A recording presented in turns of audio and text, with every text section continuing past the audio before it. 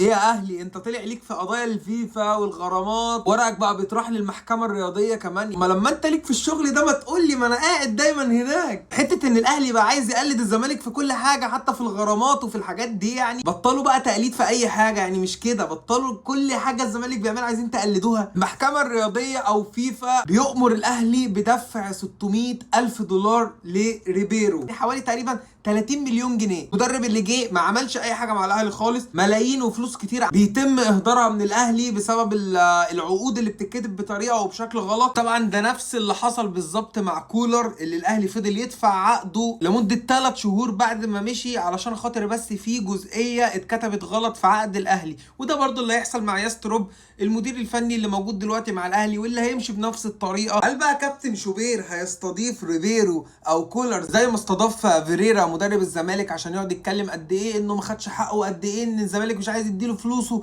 وقد ايه المشاكل، وقد ايه وقد ايه وقد ايه؟ ممكن يا كابتن شوبير تمارس يعني مهنتك الاعلاميه وتجيب لنا كده ريفيرو وتعرفنا المشاكل اللي كانت موجوده ايه؟ وممكن تقول لنا ليه الاهلي دايما يعني بيدفع فلوس كتيره قوي وبيدفع كامل عقده المدربين الفشله اللي بيجيبهم وبيمشيهم؟ وهل ده ممكن نسميه اهدار مال عام، ولا دوت يعني سوء حظ وسوء توفيق بس، ولا ايه؟ يعني ممكن يا كابتن شوبير تقول لنا. الناس اللي كانت بتقول لك اصل الاعلام بيطلع وما بيصدرش مشاكل الزمالك وما بيقولش وما بيعملش، طب فين الاعلام من اللي بيحصل في الاهلي؟ يعني فين؟ ممكن حد يقول لنا حاجه؟ طبعا يعني لا اسمع لا ارى لا اتكلم، محدش طبعا يقول حاجه.